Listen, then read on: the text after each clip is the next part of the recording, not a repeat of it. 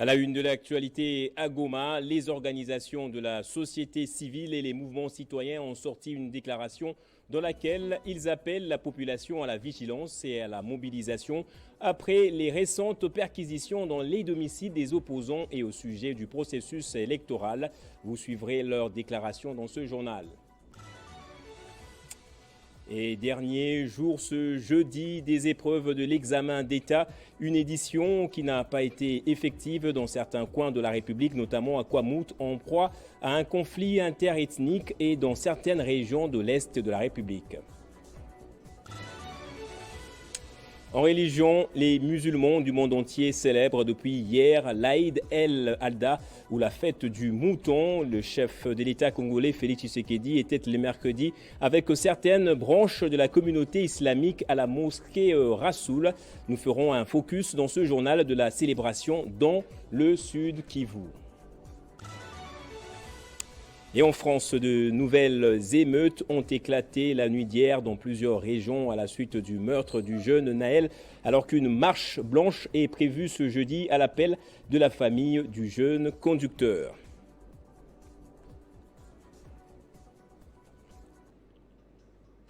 Bonjour à tous et bienvenue dans cette édition du journal à la une. D'abord, prenons le début des travaux de la 23e session ordinaire de la conférence de chefs d'État de la communauté des États économiques de l'Afrique centrale. La paix dans l'Est de la RDC et le projet de développement des infrastructures sont les sujets au menu des assises.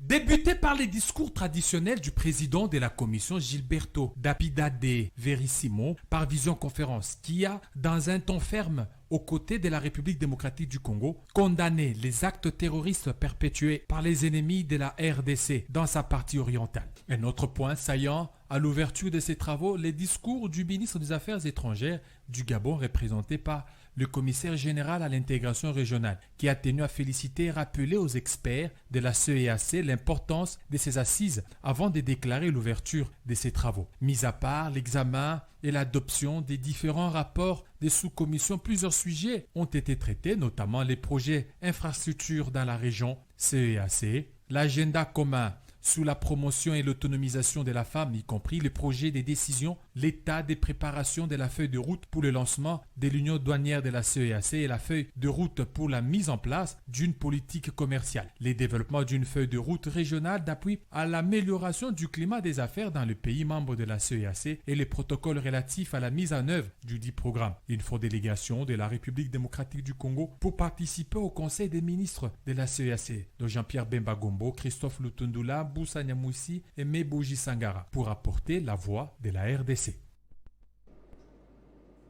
À la une également, la sénatrice Francine Muyumba s'est prononcée sur l'incertitude dans l'organisation des élections en décembre 2023.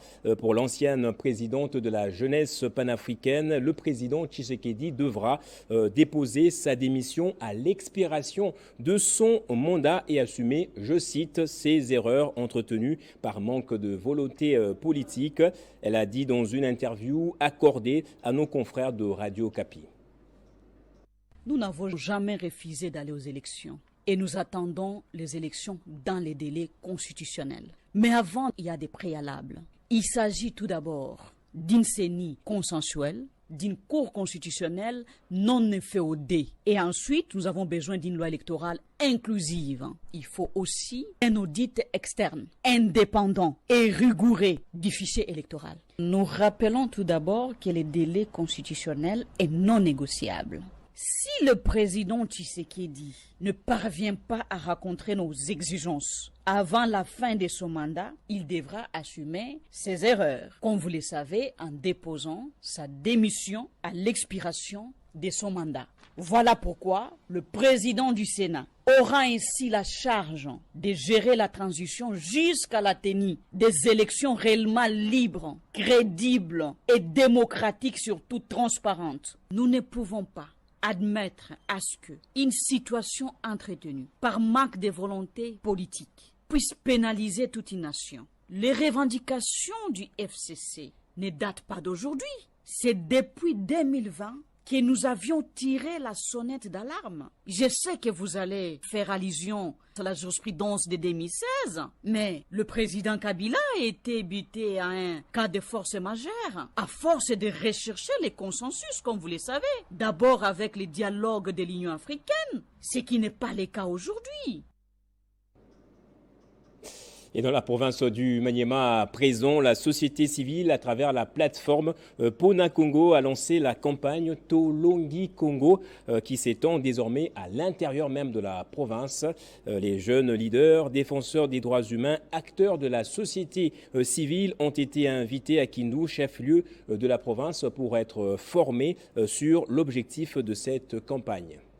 Des représentants de la société civile de tous les 7 territoires qui constituent la province du Maniema et des jeunes défenseurs des droits humains se sont retrouvés à Kindu sur invitation des responsables de Pona Congo, plateforme de la société civile, afin d'étendre la campagne populaire dénommée Congo Tolingi.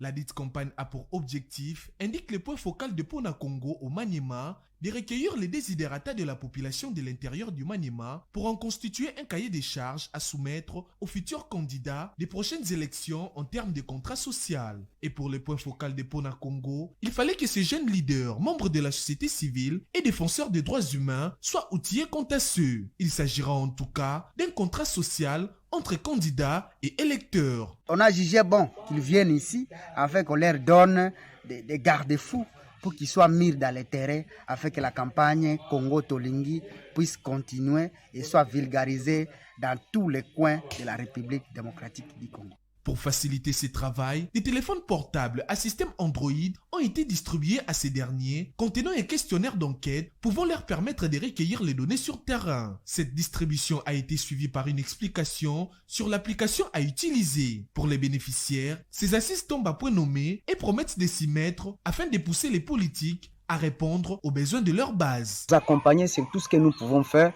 pour que leurs droits soient rétablis, soient retrouvés devant les politiciens, devant les autorités qui ne répondent pas à leurs droits. Et on se rend à Goma à présent. Les organisations de la société civile et les mouvements citoyens du Nord Kivu ont lancé un appel à la résistance et à la mobilisation générale pour des élections libres, crédibles, transparentes et inclusives. Parlant de l'appareil judiciaire congolais, ces organisations alertent sur les cas des arrestations arbitraires des citoyens congolais, dont les cas les plus récents sont ceux de Salomon Idi Kalonda et de Franck Diongo. Je vous propose de suivre un extrait de leur déclaration lue par Jackson Kitambala du CLC. La République démocratique du Congo enregistre depuis l'arrivée du président Félix Tshisekedi au pouvoir un recul remarquable en matière de démocratie, du respect des droits humains et de la liberté d'expression ainsi que des manifestations. Nous assistons à la restriction de l'espace démocratique, les enlèvements, arrestations arbitraires et inhumaines ne sont pas du reste et les cas les plus récents sont ceux d'eux. Au Nord Kivu, nous pouvons citer Mwami Siondugo King, qui est un activiste de la lucha.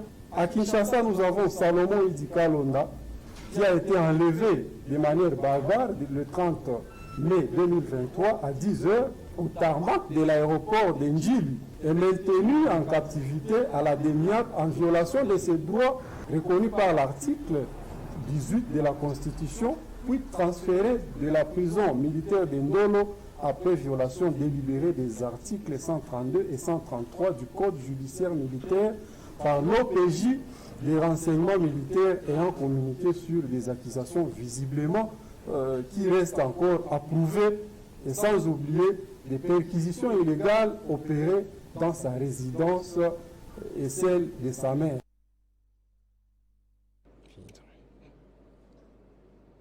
Et puis les travaux du 3e forum vaccination et éradication de la polio plutôt se sont clôturés les mercredis en présence du chef de l'État. Félix Tshisekedi a marqué son engagement en faveur de la vaccination pour tous les enfants congolais. Parmi les officiels congolais présents à cette activité, des représentants des provinces, notamment la gouverneure du Haut-Lomami. Sur l'invitation de la fondation Bill et Belinda Gates, la gouverneure du Haut-Lomami, Yumba Kalenga Isabelle, a pris part active à la cérémonie de la signature du protocole d'attente renouvelé avec les partenaires privilégiés sur la vaccination et l'éradication de la poliomyélite en République démocratique du Congo en général et en particulier la province du Olomami. À ma qualité de gouverneur de la province du Olomami, la signature que je veux apposer tout à l'heure sur le protocole d'entente traduit une responsabilité des signatures du protocole d'entente renouvelé avec le partenaire sur le renforcement de la vaccination systématique et éradication de la poliomyélite de manière générale en République démocratique du Congo. Ici, l'exécutif provincial a remercié les partenaires pour cette marque de confiance à l'égard du Olomami, car cette confiance du BMJF est le fruit du travail en équipe des membres de son gouvernement provincial. Le message, c'est dire à toute la population de Olomami que nous devons amener nos enfants à se faire vacciner. Ces rencontres se tiennent grâce à la volonté du chef de l'État, Félix Antoine Tshisekedi, qui la santé de sa population reste une priorité. Et la RDC et le Congo-Brazzaville ont décidé de poursuivre les travaux de démarcation de leurs frontières communes. Une cérémonie de lancement des travaux de cette opération a eu lieu au village Ntombo-Manyanga du Congo d'en face. Christian Kalonji. Ces travaux, d'après les experts en matière des frontières qui interviennent, seront réalisés précisément dans la zone allant de Ntombo-Manyanga, Congo-Brazzaville, à Nimalemba, République démocratique du Congo. Dans son allocution, le vice-premier ministre et ministre de l'Intérieur congolais Peter Kazadi Kankonde a souligné l'importance de la démarcation des frontières. Il a montré combien cette opération permet une relation pacifique entre États. Les frontières sont indispensables à la paix et à la sécurité. Là où elles sont fermement acceptées, elles permettent des relations pacifiques et profitables avec les voisins, ainsi qu'une croissance socio-économique. C'est ici le lieu pour moi de rendre un hommage déférent à leurs excellences, M. Denis Sassou Nguesso, président de la République du Congo, et Félix Antoine Tshisekedi Tshilombo, président de la République démocratique du Congo, qui ont autorisé le début effectif des travaux et la tenue de la présente cérémonie afin de permettre à la commission technique mixte de poursuivre les travaux de démarcation sur la partie restante de la frontière terrestre. À l'instar de son homologue Peter Kazadi Kankonde, le ministre Zéphirin Mboulou du Congo-Brazzaville a expliqué que ces travaux n'ont pas pour objectif d'ériger des murailles pour séparer les populations des deux pays, mais ils ont pour finalité de montrer simplement la limite de séparation de la frontière entre la RDC et le Congo-Brazzaville afin de mieux contrôler les mouvements des personnes. Il s'y est de signaler que 20 km des frontières ont déjà été démarqués dans le cadre de la poursuite de cette opération, grâce notamment à l'appui de l'Union européenne et du gouvernement allemand. Ils étaient d'abord pris au piège des bombardements au Soudan, puis le gouvernement avait finalement pris l'initiative de les évacuer vers l'Égypte voisine. Les 26 Congolais se retrouvent désormais coincés à la frontière du pays des pharaons. En cause, le manque de visa, une situation qui pourrait toujours se dégrader, ont-ils rappelé. Ils sont au total 26 à s'être enfouis du Soudan à cause de la situation sécuritaire dégradante. En route pour l'Égypte, ces Congolais se sont retrouvés coincés à la frontière égyptienne. Pris au piège des combats et des bombardements depuis les déclenchements du conflit à Khartoum, le 15 avril dernier, les 26 Congolais avaient pu embarquer dans un bus affrété par les gouvernements congolais le 21 juin, loin des bombes du Khartoum qui le mettaient en danger des morts, comme le disent autres étudiants congolais qui avaient dernièrement perdu la vie dans le même feu. Les groupes est désormais hors du danger, mais bloqués à la frontière avec l'Égypte, et ils y sont depuis une semaine. Même si les plus durs est derrière eux, ces Congolais ne sont pas totalement sortis du cauchemar soudanais. Le 26 reçoivent l'aide de l'ambassadeur congolais en Égypte, selon les sources proches, mais ne peuvent pas traverser faute de visa. Livrant sa version à nos confrères de la Radio France Internationale, Choukou Kazadi, l'un de 26, explique que même le bébé doit avoir de visa. Certains Congolais avaient perdu leurs papiers en fuyant. Cela fait qu'ils ne peuvent pas traverser directement. L'ambassadeur de la RDC en Égypte essaie de paraître rassurant, mais la situation perdure et devient de plus en plus difficile. Pas plus tard que le 13 juin, Christophe Lutundula, ministre congolais des Affaires étrangères, a annoncé les modes d'évacuation des 350 Congolais restant au Soudan, mis à part le 26 bloqué à la frontière égyptienne. Avec de fêtes musulmanes, l'administration tourne en ralenti. Le 26 Congolais craignent que leur situation soit encore tirée en longueur. Et je l'avais dit dans le sommaire, clôture ce jeudi de la session ordinaire de l'Exéta sur toute l'étendue de la RDC à l'Institut de la Gombe. Cette épreuve de 4 jours s'est déroulée plutôt en toute quiétude. Même constat au lycée Bosangani, les 2 écoles faisant office des centres de passation des examens. Et l'insalubrité à Kinshasa n'épargne en effet aucun coin de la capitale, mais même la Gombe, centre des institutions. Les détritus et les immondices jonchent encore les grandes artères. Les reporters se sont rendus sur le boulevard du 30 juin où l'évacuation des déchets se fait encore au compte-gouttes.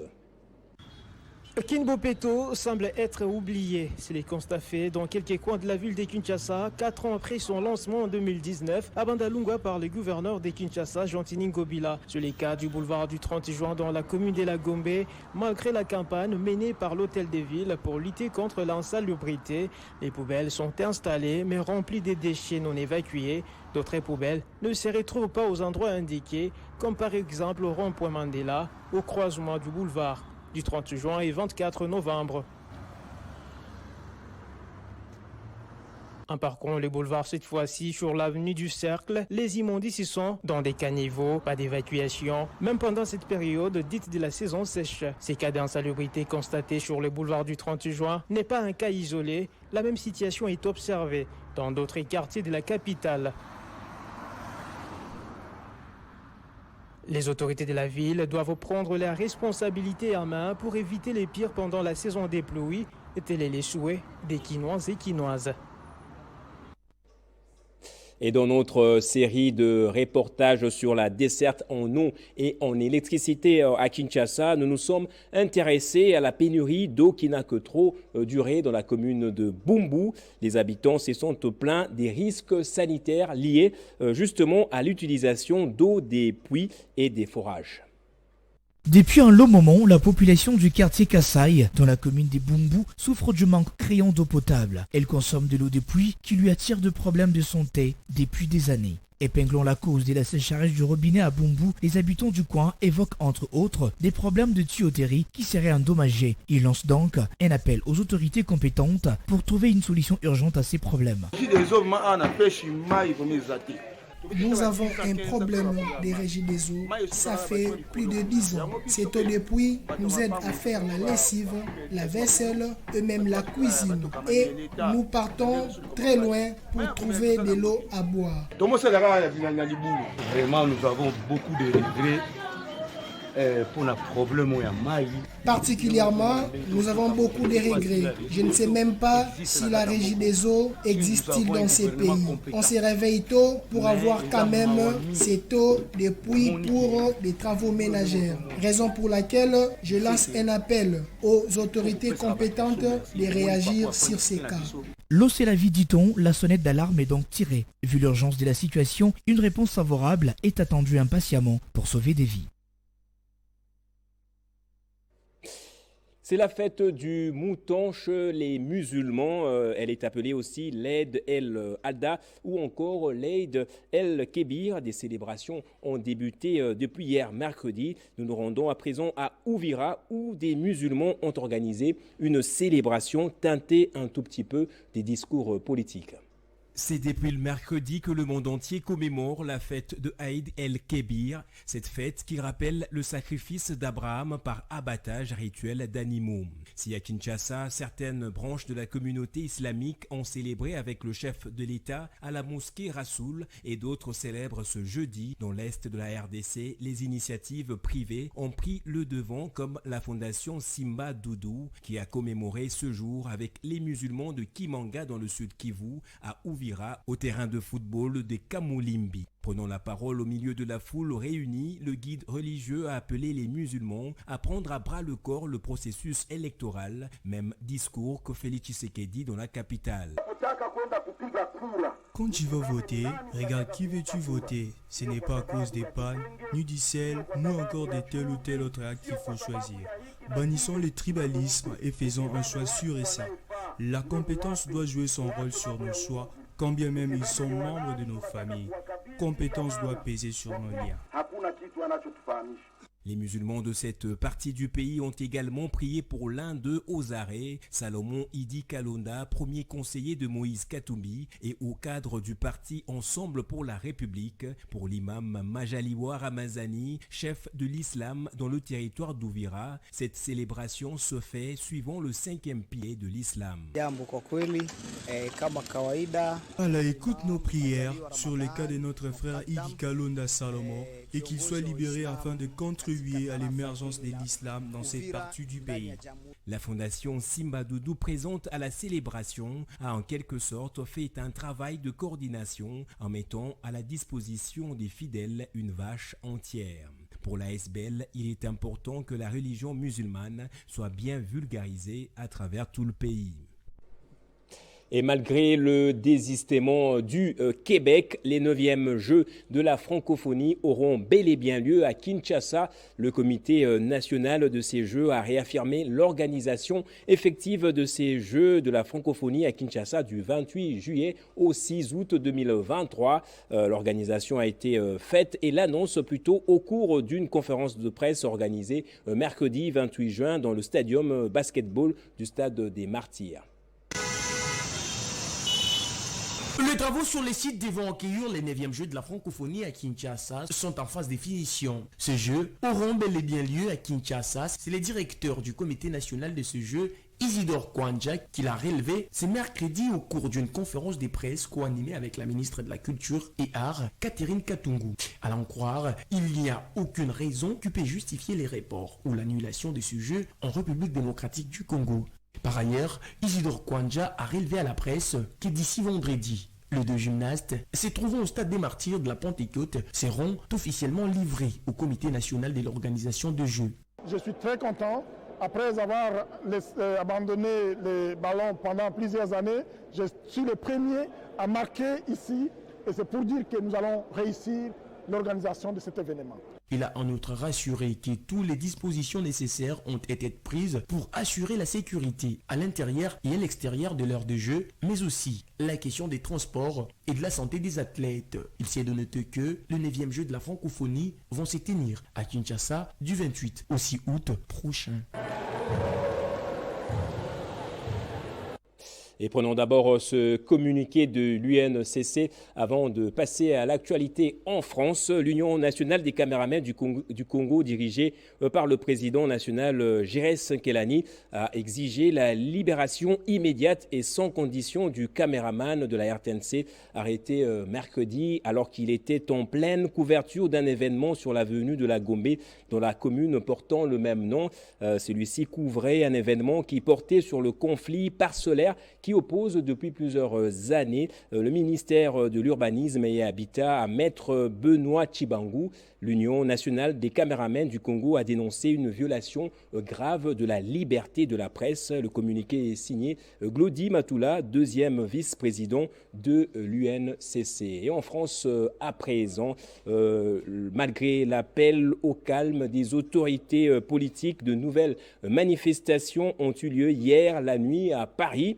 Et dans plusieurs autres régions, la deuxième consécutive en réaction à la mort de l'adolescent Naël, tué par un policier à Nanterre. Au moins 150 personnes ont été interpellées et l'on signale aussi des dégâts matériels considérables. Emmanuel Macron a convoqué une cellule interministérielle de crise et a dénoncé des scènes de violence injustifiables. Place au rappel des titres à présent.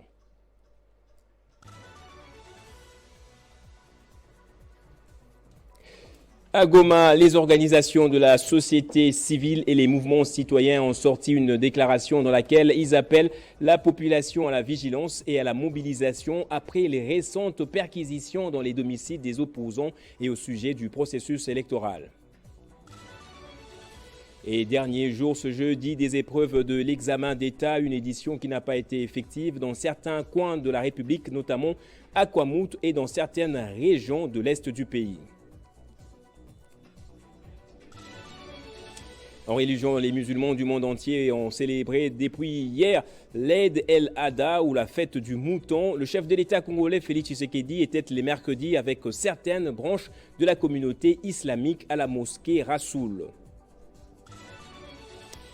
En France, de nouvelles émeutes ont éclaté la nuit d'hier dans plusieurs régions à la suite du meurtre du jeune Naël, alors qu'une marche blanche est prévue ce jeudi à l'appel de la famille du jeune conducteur.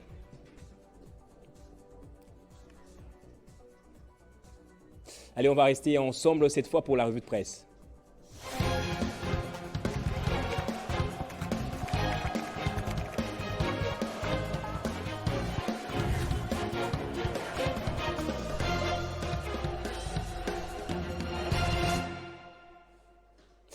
Et nous allons lire les journaux pour ce jeudi avec Moïse Tchamala qui est déjà là. Bonjour Moïse et bienvenue à vous. Bonjour Gaëtan Kouba-Bouranzi, merci et bonjour à tous ceux qui nous suivent dès partout en RDC.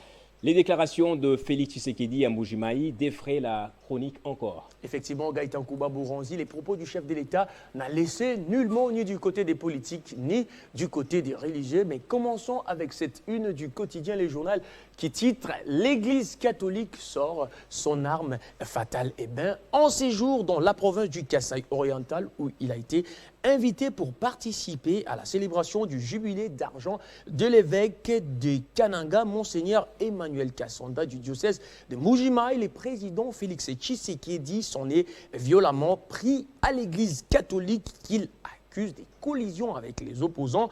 Une déclaration qui a fait l'effet d'une bombe dans les milieux politiques et religieux ainsi qu'au sein de l'opinion nationale. Gaëtan, d'aucuns n'avaient pensé que la visite du pape François au mois de décembre, ou plutôt au mois de février 2023, avait marqué la fin des incompréhensions intermittentes entre l'Église catholique et les pouvoirs de Kinshasa.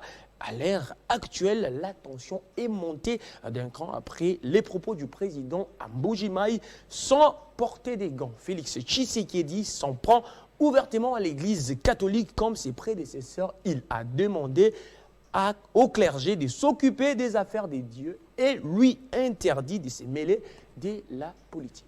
Et 9e jeu de la francophonie, le Québec désiste, mais le gouvernement confirme les Jeux à Kinshasa. Effectivement, ces Jeux auront bel et bien lié à Kinshasa. Ce sont là le mot du directeur national du comité de 9e jeu, Isidore Kwanja. Regardons cette une du quotidien, l'avenir qui titre, plutôt la prospérité qui titre Isidore Kwanja Ngembo, le 9e jeu de la francophonie, auront bel et bien lieu. Et effectivement, Gaëtan, hier, en effet, Isidore Kwanja, le directeur national du 9e jeu de la francophonie, tel qu'est prévu du 28 au 6 août à Kinshasa, est revenu littéralement sur toutes les questions qui défraient la chronique de l'actualité, dont celle d'une éventuelle désistement du Québec, des infrastructures ainsi que de tous les dispositifs nécessaires à la réussite de ces grands rendez-vous à la fois sportifs et culturels des pays membres de l'espace francophone. Hier encore, Gaëtan, alors qu'il était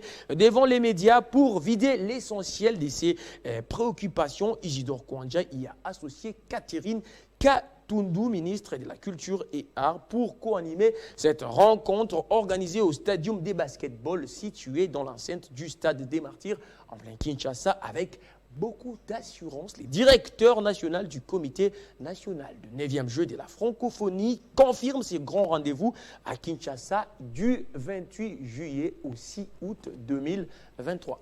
Et pour terminer, bientôt à Kinshasa, il y aura la numérisation du paiement de la vignette. Effectivement, Gaëtan, désormais, les Congolais doivent s'habituer avec les inventions de leurs compatriotes. Cette une du code du médian en ligne top direct.net titre RDC, un inventaire propose la numérisation du paiement de la vignette pour maximiser les recettes. Il s'appelle Babi Kwaba, qui est le géniteur de cette idée. Il a reçu des brevets d'invention du ministère de l'Industrie, dont le premier porte sur la numérisation du paiement de la vignette intégrée à la taxe sur la pollution des véhicules et les seconds sur les procédés de recouvrement forcé du paiement de la vignette dénommé Ti Okofuta Vignette. Si le projet plutôt part d'abord de Kinshasa, il peut tout de même être transporté dans toutes les provinces de la RDC pour le même objectif. Gaëtan, l'inventaire a fait part à ces deux brevets au ministère du numérique les avantages de cette solution, notamment la suppression de l'impression des vignettes autocollantes sur les véhicules, la maximisation des recettes publiques, la transparence de la chaîne fiscale, le paiement partout de la vignette, la rupture avec les déplacements des assujettis, mais aussi ces inventions apportent la solution à la stricte observance de la réglementation pour la délivrance des plaques d'immatriculation à l'administration publique. Merci beaucoup Moïse Chamala pour cette revue de la presse. C'est moi qui vous remercie Gaëtan Koubabouransi. Et c'est par ici que va se refermer justement ce journal. Je vous remercie vous tous également de l'avoir suivi.